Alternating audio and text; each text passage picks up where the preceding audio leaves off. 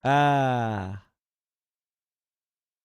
actually, ako 'no, nagtataka po ako yung Facebook at tsaka Meta po, pandaigdigan pong ano 'yan, eh, social media. Panahon na po ng social media ngayon. Yung paglaganap po ng fake news, hindi lang po 'yan sa social media lumalaganap kasi laging social media, eh, 'no, ginagawa. Pero ang pinakamasakit po dito, bakit parang eto yung priority ng ating gobyerno?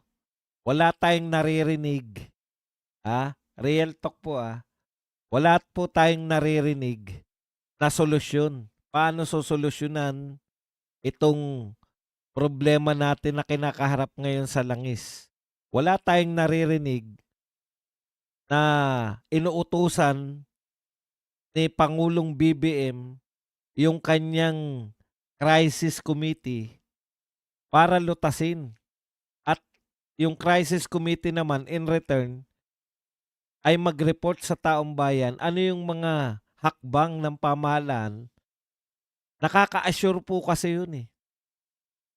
Alam na po natin na tumataas ang presyo ng langis kahit nga po bumaba na yung presyo sa world market.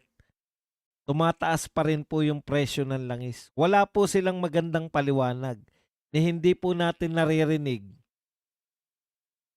na inuutusan ni BBM. Eto pong utos sa Facebook, alam niyo po ba, hindi naman natin sakop yung Facebook na yan.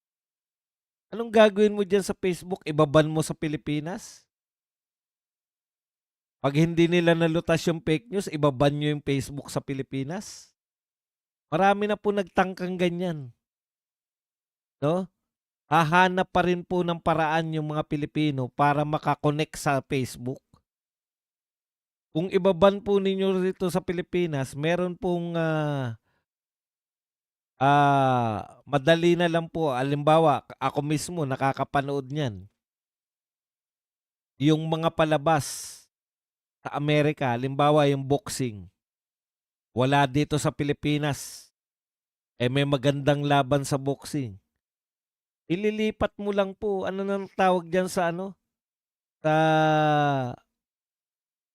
ano na ngang tawag dun, yung parang malilipat yung computer mo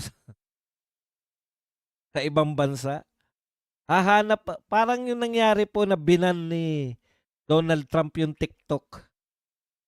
Nakakapanood pa rin po yun ng TikTok yung mga mamamayang Amerikano, 'di po ba?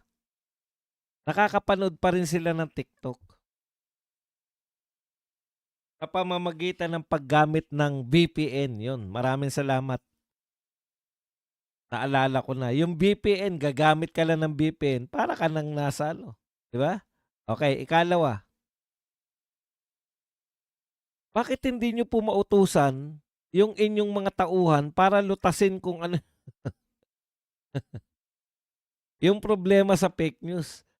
Alam niyo po, Mr. President, tatapatin ko na kayo, hindi po fake news yung problema niyo sa administrasyon, 'no? Ako po naniniwala na kayo ay nagdambana ng katarungan na meron pong naganap. Tignan niyo po, ang problema talaga ng gobyerno na 'to hindi po, Mr. President, babarahin ko na po kayo, hindi po yung, fake news, kundi trust issue sa gobyerno. Ito na po yata yung may pinakamalalang trust issue. Nasa Pampanga na kayo, nakikita na kayo'y nagkakamay-kamay dun sa mga kababayan natin sa Pampanga. Nakita niyo na kayo po ay, naroon sa Bataan, nagpo-program kayo dun. Ano pa rin ang sabi ng tao, "Ay, AI yan, hindi kami naniniwala na si BBM yan." Siguro kahit makita kayo ng personal ng mga tao, hindi pa rin maniniwala, eh. Ang problema po ninyo, Mr. President, hindi po kung ano-ano, trust sa inyo ng tao. Wala na po, sa dami po ng sinabi ninyo na hindi nagkatotoo, sa dami po Mr. President, ng mga pinangako nyo na hindi nagkatotoo, kadalasan pa nga ng sinasabi ninyo kabaliktaran pa sa katotohanan. Wala na pong naniniwala sa mga sinasabi ninyo, sasabihin pa ninyo in the future. Lalo na, pati po yung spokesperson ninyo na si Auntie Claire, malaki rin po yung trust issue. Alam na po ng lahat. Hindi lang po Duterte supporters ang nakakaalam ng paraan ng pag-uulat ni Auntie Claire.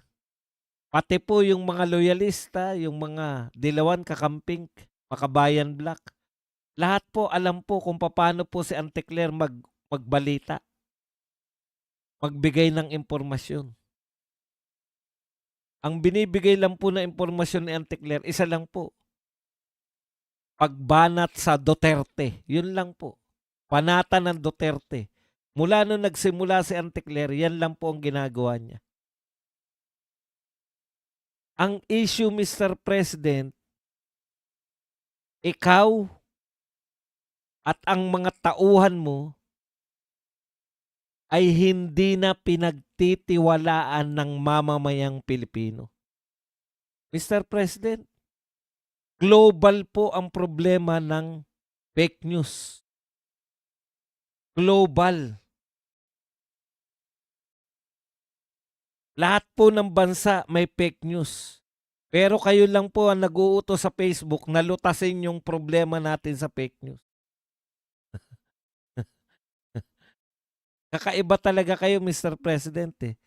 Lahat pinapasa nyo lang eh. Nasanay po kayo, Mr. President,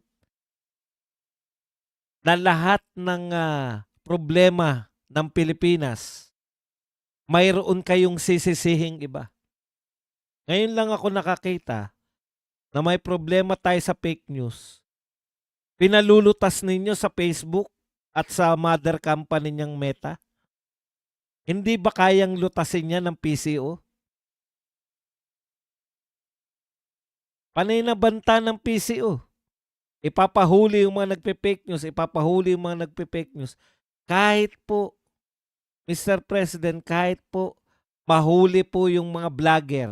Vlogger lang naman yung gusto nyo ulihin eh. Nariyan pa rin po yung fake news.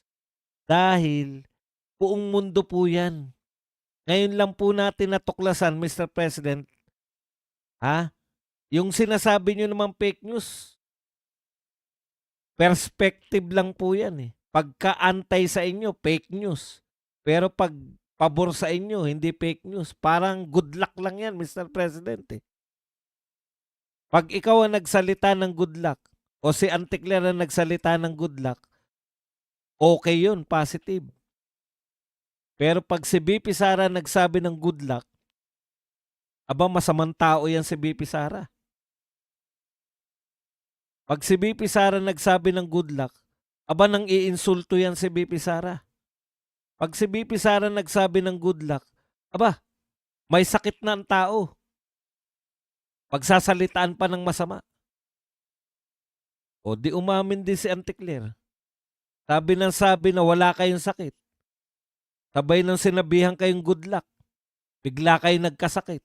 Ano magtitiwala sa inyo, Mr. President?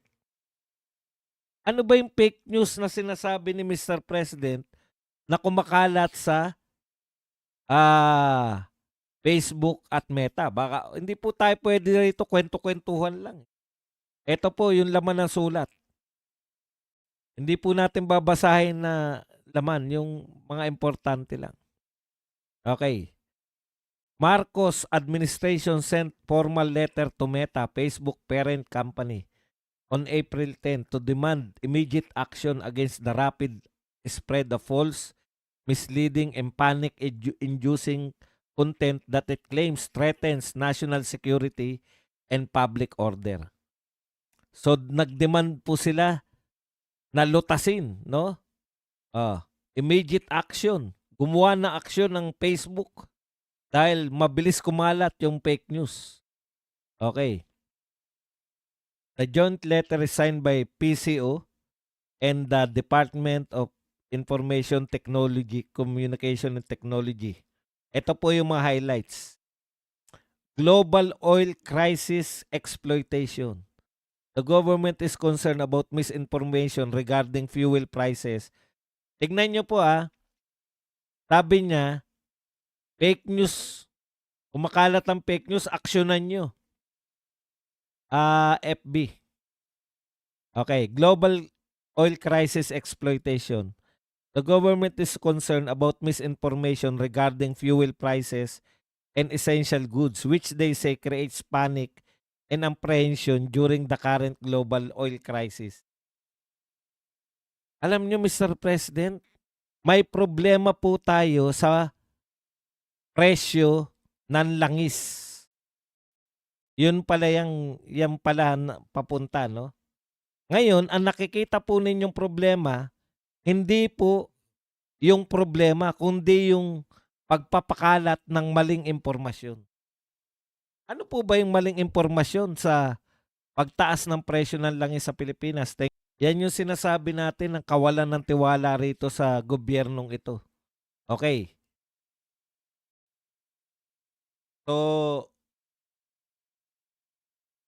Mr. President, ang problema po na iniinda ng mga Pilipino, yun pong mataas na presyo ng bilihin, hindi po yung natataranta ang mga Pilipino.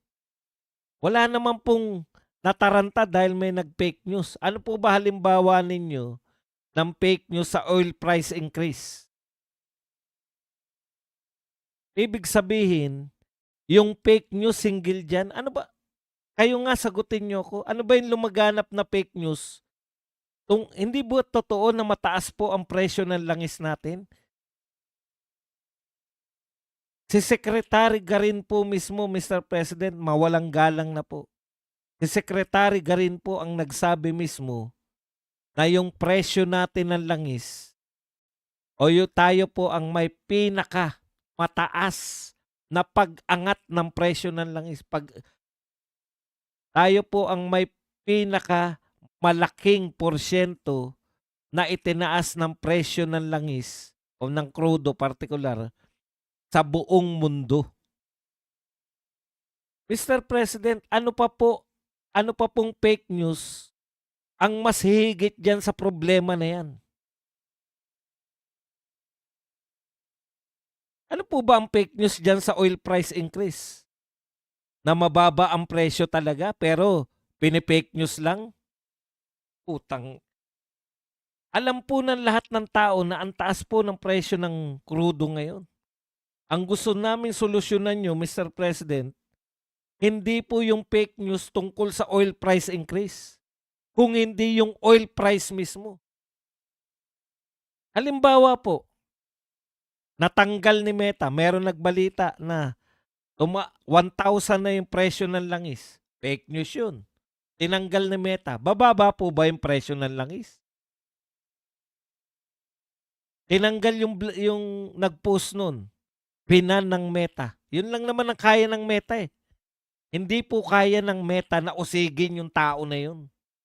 Hindi naman siya gobyerno eh. Pinalita, may nagbiro o kaya sarcastic, sinabi 1,000 na po ang litro per litro ng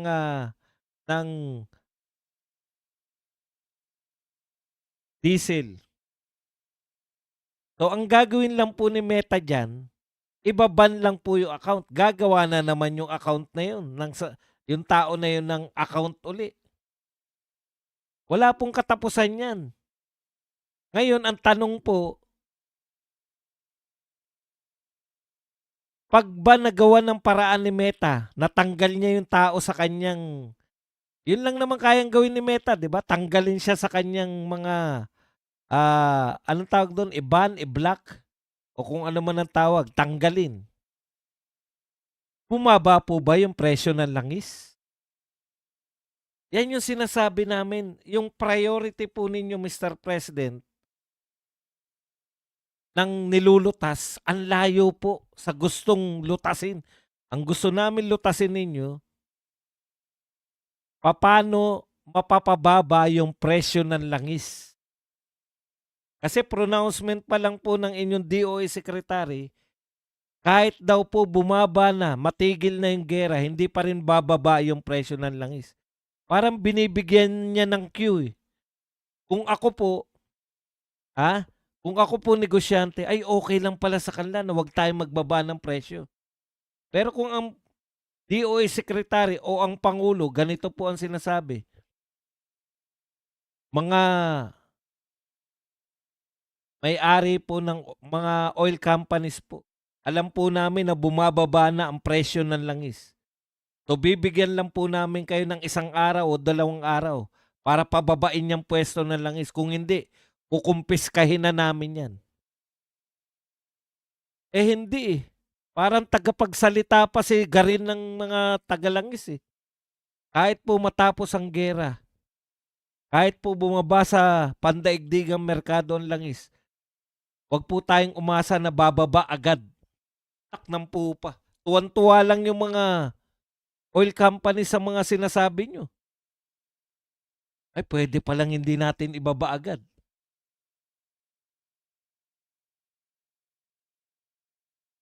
Fake news po ba? O sige, ano pa yung sinasabi niya? Bakit siya nanghingi ng tulong sa Meta? Energy lockdown rumors. Meron pa bang energy lockdown rumors? 'Di ba? Nalutas nyo na yan.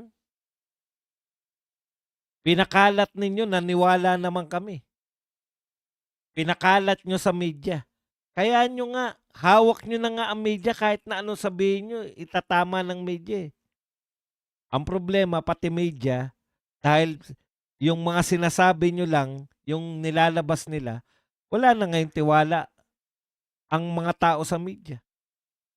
Mr. President, meron pa bang rumors na energy lockdown? Wala na, di ba? Nalutas nyo na.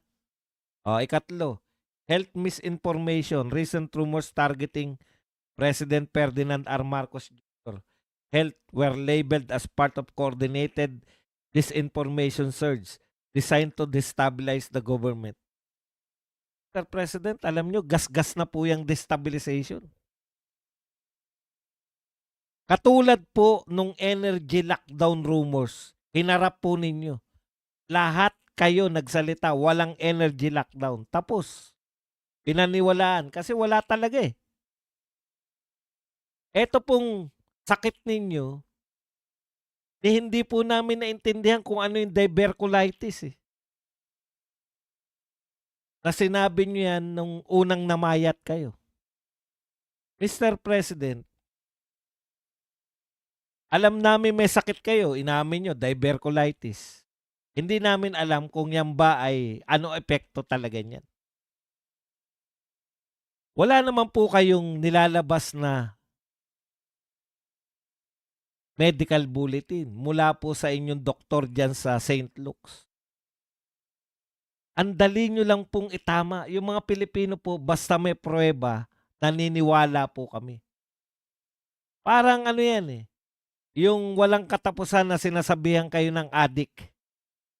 Pinagbibintangan kayo ng adik. Maski ng inyong kapatid, sinasabihan kayo na adik kayo. Hindi po kaming mga vlogger. Sabihin nyo na naman, vlogger lang. Sa kapatid nyo mismo namin narinig na kayo ay adik. Ang dali lang po lutasin nun, Mr. President. Ipa-live nyo, mag-hair follicle test kayo. Eto po. Mas gusto nyo pa na pinatatagal yung issue ng pagiging addict. Halimbawa lang to, Mr. President. Mas gusto, kayo po nagpapatagal ng issue. Kung hindi kayo addict, hindi kayo addict. Ang dali naman po maniwala ng mga Pilipino. Sinabi nyo na hindi AI yung sa Bataan. Nagpakita kayo sa Pampanga.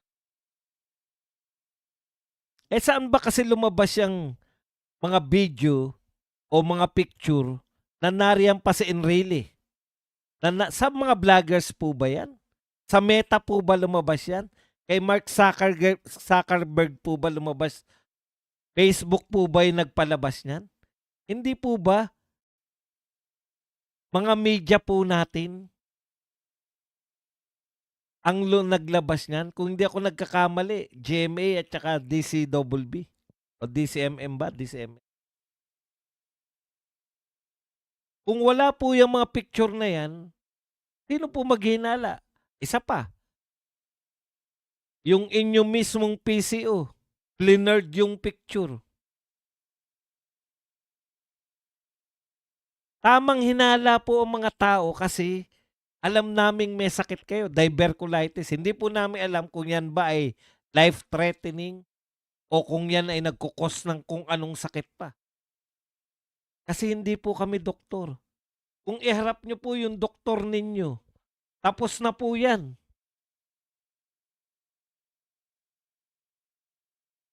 Tapos na po sana yung mga issue na yan. Ngayon, isusumbong nyo pa kay Meta. Okay, security and legal risk. Officials warned Meta that allowing such content to circulate may violate Article 154 of the Revised Penal Code. Okay po. Walang problema. Ano pong gagawin nyo sa Meta? Ipapasara nyo? Kaban nyo sa Pilipinas? Makakapag-Facebook pa rin po yung mga Pilipino. Maniwala kayo sa akin. Ibaban nyo naman yung mga VPN. Hindi po ganyan lumaban ng fake news. Sa panahon po ba ni Tatay Digong walang nagpe-fake news? Ang dami po nagtatangkang mag-fake news nung panahon ni Tatay Digong. Pero dahil may tiwala yung gobyerno sa mga may tiwala po yung tao sa gobyerno, pag nagsalita na po yung mga spokesperson ni Tatay Digong, pinaniniwalaan po. Bakit kaya pinaniniwalaan yung mga spokesperson ni Tatay Digong? Umaatake rin naman sila. Yun po yun, Mr. President. Trust issue sa'yo, trust issue rito kay Anticler, at trust issue sa yung mga gabinete. Alam nyo kung ano po ang sinasabi na namin ngayon, sinasabi na po ng karamihan ngayon? Sa dami po ng mga problemang hindi nyo nilulutas, hindi nyo kayang lutasin. Lahat po, pati yung sinasabi nyong patay-patay. Marami po naniniwala na diversionary tactics nyo na lang po yan lahat. Yang mahinang kaso para laban kay BP Sara, diversionary tactic. Hindi na sapat, hindi na nila kinakagat ng mga tao yan.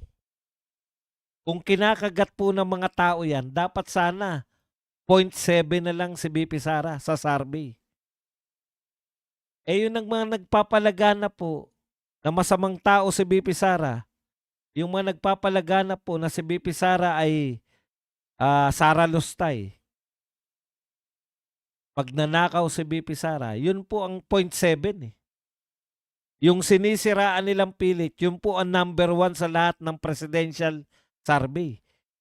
Ibig sabihin, Mr. President, hindi po epektibo.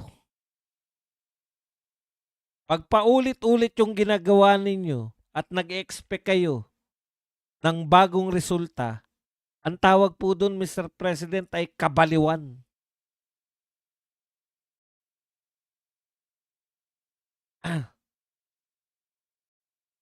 Trust issue sa inyo kasi mula nung umupo kayo, wala kayong nalutas na problema. Mula nung naupo kayo, real talk po, ipinapasa ninyo lahat ng problema ng Pilipinas na nakaharap na sa inyo kay Tatay Digong sa mga Duterte. Nung mga unang taon nyo, may nabobola po kayo. Kasalanan ni Duterte yan. Oo nga. Mr. President, ika-4 na taon nyo na ngayon eh. 4 na taon na kayo sa Hunyo o Hulyo. 4 na taon na kayo, may kasalanan pa rin na nagaganap ngayon, si Duterte pa rin. Nakasanayan nyo ng maghanap ng masisisi. Pati po yung oil increase. Ipinapasa niyo naman sa Meta. Ano po ba ang fake news sa oil increase ng Pilipinas? Magbanggit nga po kayo, Mr. President. Ano po ang fake news sa oil price increase? Hindi po ba totoo na ang taas ng presyo ng langis sa Pilipinas? Umamin na nga yung energy secretary mo na pinakamataas sa buong mundo ang itinaas natin.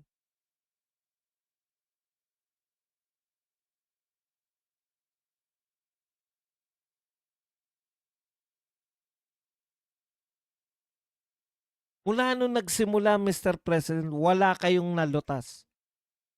Mula sa sibuyas, sa bigas, sa asukal. Ang nangyayari, Mr. President, natatabunan na lang na mas malaking issue. Wala kayong napakulong kahit na isang smuggler. Wala kayong napakulong kahit na Bakit ko natiyak? Pucha, yung nakahubad nga eh. Tinikitan eh. Ang big deal dito eh. Yun pang makapagpakulong kayo na smuggler. Hindi nyo ibabalita.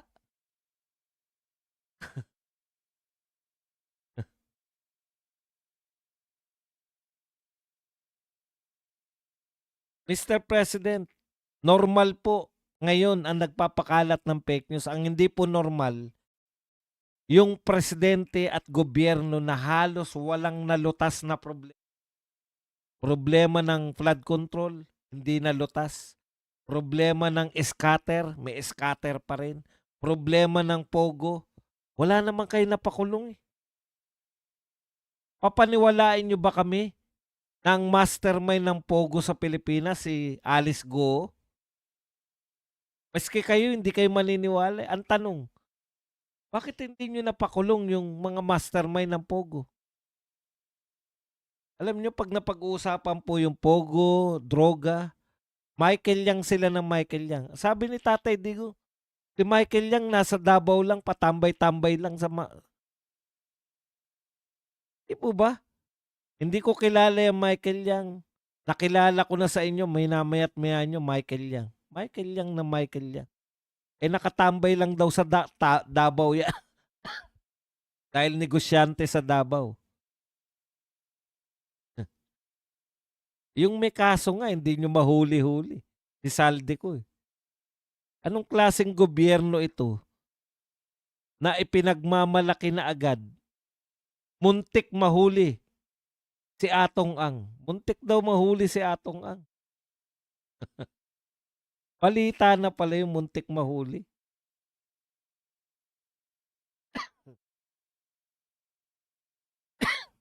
Trust issue. Yan ang problema natin. Hindi po nagpapakalat. Ibig sabihin, Mr. President, sige, ano natin? Patulan natin yung punto ninyo. Ibig sabihin, kung laganap yung fake news, mas pinaniniwalaan pa yung fake news kaysa sa inyo, sa gobyerno nyo. Eh, malaki talaga problema. Fake news ang pinaniniwalaan, hindi kayo. Fake news ang pinaniniwalaan, hindi si Auntie Claire.